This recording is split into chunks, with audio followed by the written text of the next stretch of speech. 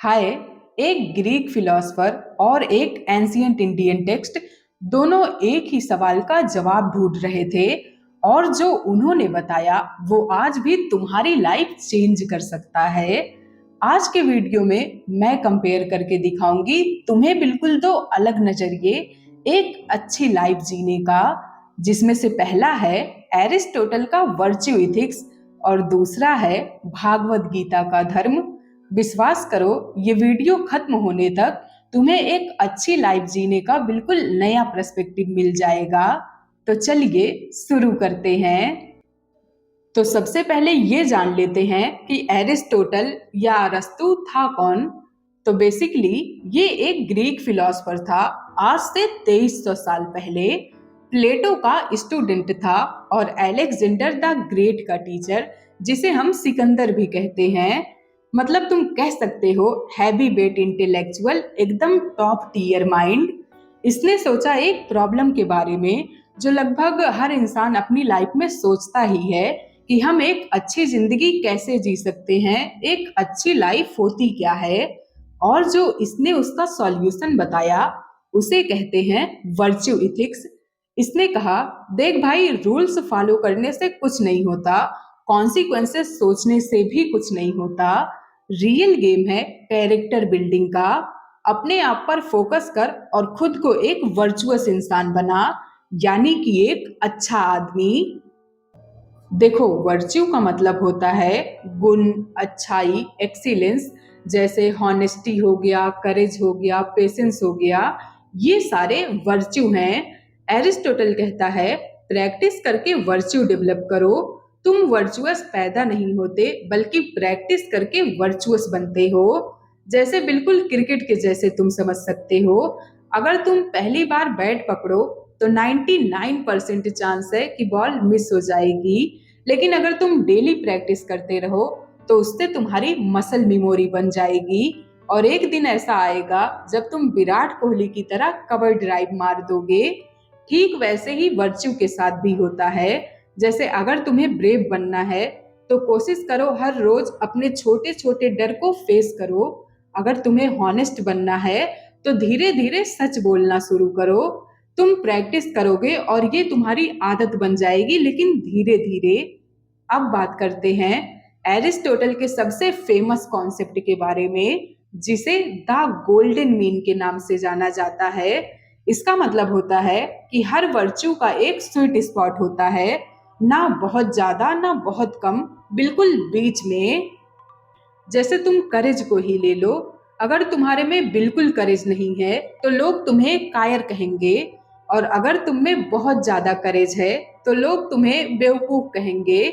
बिल्कुल उस बाइक वाले की तरह जो बिना हेलमेट के बाइक स्टंट करता है। लेकिन अगर तुम में करेज परफेक्ट अमाउंट में है तो लोग उसे ब्रेवरी कहेंगे। दूसरा एग्जाम्पल ले लेते हैं कॉन्फिडेंस का। जैसे अगर तुम में बिल्कुल कॉन्फिडेंस नहीं है तो लोग तुम्हें लो सेल्फ स्टीम कह देंगे, और अगर तुम्हारे में बहुत ज्यादा कॉन्फिडेंस है तो लोग उसे एरोगेंस कह देते हैं। लेकिन अगर तुम्हारे में कॉन्फिडेंस परफेक्ट अमाउंट में है तो लोग उसे हेल्दी कॉन्फिडेंस कहते हैं। रिलेटेबल लगाना यही होता है। ये सारी चीजें हम अपनी लाइफ में बिना रियलाइज किए यूज करते हैं। एरिस्टोटल ने बस इतना किया कि उसने इन सबको सिस्टेमेटिकली एक्सप्लेन कर दिया। इन सारे वर्च्यू को डेवलप करके तुम अचीव करोगे यूडिमोनिया। ये एक ग्रीक वर्ड है। इसका मतलब होता है true happiness, flourishing, living your best life, यानी कि डीप वाली कंटेंटमेंट। वो आईफोन और कार वाली नहीं जिसमें तुम्हें टेम्परेरी प्लीजर मिलता है। तो बेसिकली एरिस्टोटल कहता है कि अगर तुम्हें एक अच्छी लाइफ जीनी है तो तुम्हें लाइफ में अच्छी आदतें बनानी है, वर्च्यू डेवलप करना है और अपनी लाइफ में बैलेंस ढूंढना है। सिंपल लग रहा है ना। अब बात करते हैं भागवत गीता की। इमेजिन करो कुरुक्षेत्र का बैटल फील्ड, दो आर्मीज, एक तरफ कौरव दूसरी तरफ पांडव, और अर्जुन एक योद्धा एक राजा जो खड़ा है बीच में। वो अपने सामने देखता है अपने कजन्स को, अपने गुरु द्रोणाचार्य को, भीष्म को। ये देखकर वो टूट जाता है और अपना धनुष नीचे रख देता है। वो कहता है, मैं ये नहीं कर सकता, ये पाप है। मैं भीख मांग लूंगा लेकिन अपनों को नहीं मारूंगा। आज की भाषा में कहें तो अर्जुन का मेंटली ब्रेकडाउन हो जाता है। यहाँ पर एंट्री होती है श्री कृष्ण की, जो खुद भगवान थे और अर्जुन का रथ चला रहे थे। इसके बाद अर्जुन और कृष्ण के बीच जो कन्वर्सेशन होती है वही है Bhagavad Gita, 700 verses of pure wisdom. Gita के सेंटर में एक कॉन्सेप्ट है धर्म का, जो पूरी गीता का सबसे इम्पोर्टेंट कॉन्सेप्ट है। अब धर्म को इंग्लिश में ट्रांसलेट कर पाना बहुत मुश्किल है। लोग कहते हैं ड्यूटी या राइटियसनेस, लेकिन it is much much deeper. धर्म का मतलब है your righteous duty based on कौन हो तुम, यानी कि तुम्हारा नेचर, तुम्हारी स्किल्स क्या हैं, किस सिचुएशन में हो, यानी कि कॉन्टेक्स्ट मैटर। और तीसरा है किस रोल में हो, यानी कि सोसाइटी में तुम्हारी पोजीशन क्या है। और चौथा है टाइम पीरियड, यानी कि इरा मैटर। इसको तुम ऐसे समझो जैसे कि ये दुनिया एक बड़ा प्ले है, कॉस्मिक प्ले, और यहाँ पर सबके अलग अलग रोल हैं। तुम्हारा धर्म है अपने रोल को प्रॉपरली प्ले करना। जैसे एक डॉक्टर का धर्म है अपने पेशेंट को ठीक करना, एक शिक्षक का धर्म है अपने बच्चों को सिखाना, और एक सोल्जर का धर्म है अपने देश की सेवा करना। Back to the story. Krishna Arjun को समझाते हैं कि देख भाई, तू क्षत्रिय है, तेरा धर्म है अधर्म के खिलाफ लड़ना, और ये युद्ध जस्टिफाइड है क्योंकि ये न्याय के लिए लड़ा जा रहा। इसके बाद कृष्ण एक बड़ा कॉन्सेप्ट देते हैं निष्काम कर्म का, जिसे हम कहते हैं कर्मण्ये वाधिका रस्ते माँ फलेसु कदाचना। कृष्ण कहते हैं देख भाई, तेरा राइट है काम करने का, अपना कर्म करने का। फल तेरे कंट्रोल में नहीं है, तो रिजल्ट की चिंता तू मत कर।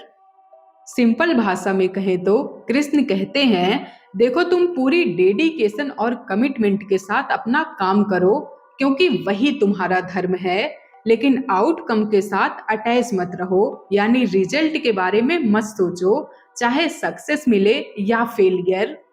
देखो, जैसे अगर तुम्हें कोई एग्जाम देना है तो गीता कहेगी पूरी डेडिकेशन के साथ पढ़ाई करो, एग्जाम में अपना बेस्ट एफर्ट दो क्योंकि ये तुम्हारा धर्म है। लेकिन रिजल्ट के बारे में मत सोचो, टॉप करोगे या फेल करोगे, क्योंकि वो तुम्हारे कंट्रोल में नहीं है। अब तुम सोचो ये कितना लिबरेटिंग है एक्चुअली। हमारे ज्यादातर स्ट्रेस आउटकम की चिंता से होते हैं, जो हमारे कंट्रोल में होता ही नहीं। अल्टीमेटली गीता का गोल है मोक्ष यानी लिबरेशन। ये कहती है तुम्हारे लाइफ का मकसद है लाइफ और डेथ के साइकिल से फ्री होना, इटर्नल पीस को अचीव करना और डिवाइन रियलिटी को रियलाइज करना। बहुत ज्यादा डीप हो गया ना, लेकिन देखो यहाँ पर एक इंटरेस्टिंग पॉइंट है। दोनों यानी कि एरिस्टोटल और गीता दोनों ही हमें ये सिखा रहे कि तुम अपनी लाइफ में अपना बेस्ट वर्जन बनो, लेकिन दोनों का अप्रोच बिल्कुल डिफरेंट है। एरिस्टोटल कहता है अपनी लाइफ में अच्छी आदतें बना, वर्च्यू डेवलप कर, बैलेंस ढूंढ, जिससे तुझे मिलेगा यूडेमोनिया, यानी कि ट्रू हैप्पीनेस या ह्यूमन फ्लोरिशिंग। गीता कहती है कि तू अपना धर्म फॉलो कर, बिना रिजल्ट की चिंता किए हुए अपना कर्म कर, जिससे तुझे मिलेगा इनर पीस और लिबरेशन। हमारी आज की मॉडर्न लाइफ में भी हम गीता और एरिस्टोटल से बहुत सारी चीजें सीख सकते हैं। जैसे कि एरिस्टोटल से हम सीख सकते हैं बैलेंस। सोचो आज हमारी लाइफ कितनी एक्सट्रीम हो गई है। आज या तो हम 16-16 घंटे काम करते हैं, या तो बिल्कुल ही काम नहीं करते, या तो सोशल मीडिया पर सब कुछ पोस्ट करते हैं, या तो कुछ भी पोस्ट नहीं करते। एरिस्टोटल होता तो वो कहता बेटा लाइफ में गोल्डन मीन ढूंढ, थोड़ा बैलेंस बना। और गीता से हम सीख सकते हैं ड्यूटी करना बिना आउटकम की चिंता किए हुए। सोचो, आज कितने सारे लोग हैं जो बहुत सारी चीजें करना चाहते हैं लेकिन स्टार्ट नहीं कर पाते क्योंकि उन्हें फेलियर का डर होता है। गीता कहती, तू अपना धर्म कर, अपना काम कर, बिना आउटकम की चिंता के, रिजल्ट भगवान पर छोड़ दे। अब तुम कहोगे कि ये कंपैरिजन आज क्यों मैटर करता है? तो देखो, ये दोनों टेक्स्ट हजारों साल पुराने हैं, वो भी बिल्कुल अलग अलग कल्चर के, टोटली डिफरेंट वर्ल्ड व्यू। एक ग्रीक का है, एक इंडिया का, लेकिन दोनों एक ही सवाल का जवाब ढूंढ रहे, हम एक मीनिंगफुल लाइफ कैसे जिए, हम अच्छे इंसान कैसे बने। ये कितना होलसम है, जो दिखाता है कि कुछ सवाल यूनिवर्सल होते हैं। हर कल्चर, हर टाइम पीरियड पर लोग यही सोच रहे होते हैं। तुम्हें ये सुनकर बुरा लगेगा, लेकिन सच ये है कि किसी एक टेक्स्ट के पास सारे आंसर नहीं हैं। जैसे गीता में श्री कृष्ण कहते हैं कि तुम्हारा धर्म तुम्हारे वर्ण पर आधारित होगा, यानी कि तुम्हारे बर्थ और सोशल क्लास पर। इसीलिए वो अर्जुन को कहते हैं कि तुम क्षत्रिय हो और लड़ना तुम्हारा धर्म है। आज की मॉडर्न दुनिया में हम उस रिजिड वर्ड व्यवस्था को फॉलो नहीं करते, इसीलिए हमारे लिए ये समझना मुश्किल हो जाता है कि हमारा धर्म असल में क्या है। क्या वो हमारी जॉब है, क्या वो हमारी फैमिली है, या फिर हमारा देश है। यहाँ पर एरिस्टोटल का अप्रोच हमें ज्यादा फ्लेक्सिबल लगता है, जो कहता है अच्छी आदतें डेवलप करो, वर्च्यू डेवलप करो और प्रैक्टिकल विजडम यूज करो हर सिचुएशन में। लेकिन एरिस्टोटल के वर्च्यू में प्रॉब्लम ये है कि इसमें आफ्टर लाइफ और स्पिरिचुअलिटी की बातें नहीं होती, जो शायद कुछ लोगों को पसंद ना आए। मैं तो कहूंगी दोनों से अच्छी अच्छी चीजें ले लो। जैसे एरिस्टोटल से तुम कैरेक्टर डेवलपमेंट ले लो, वर्च्यू डेवलप करना ले लो, प्रैक्टिकल विजडम अप्लाई करना ले लो, और गीता से तुम धर्म ले लो, यानी कि अपनी लाइफ का पर्पस खोजो और फिर उसमें जान लगा दो, पूरी कमिटमेंट और डेडिकेशन के साथ वो काम करो। लेकिन सक्सेस और फेलियर से अटैच मत रहो, जर्नी पर फोकस करो, डेस्टिनेशन पर नहीं। देखो, मैं अपनी लाइफ में दोनों अप्लाई करती हूँ। जब भी कोई काम करती हूँ तो पूरी डेडिकेशन के साथ करती हूँ, गीता स्टाइल में, लेकिन बैलेंस भी बनाती हूँ, बर्नआउट नहीं होने देती एरिस्टोटल स्टाइल में। और मैं हॉनेस्टी और डिसिप्लिन की हैबिट डेवलप करती हूँ एरिस्टोटल स्टाइल में। लेकिन ये भी जानती हूँ कि कुछ चीजें मेरे कंट्रोल में नहीं होती, गीता स्टाइल में। सबके अपने अपने एक्सपीरियंस होते हैं, हमें कोई भी चीज ब्लाइंडली फॉलो नहीं करनी चाहिए। शायद असल विजडम यही है कि सवाल पूछते रहिए, हम एक अच्छी जिंदगी कैसे जी सकते हैं, और इसका जवाब अलग अलग सोर्स से जानते रहिए। फिर जो आपको सही लगे वो अपनी लाइफ में अप्लाई करिए। मेरे हिसाब से एरिस्टोटल और गीता दोनों यही चाहते थे। तो बॉस, ये है मेरा टेक एरिस्टोटल वर्सेस गीता पर। तुम क्या सोचते हो? कोई सेंस बना या मैं बस ओवर थिंक कर रही हमेशा के जैसे?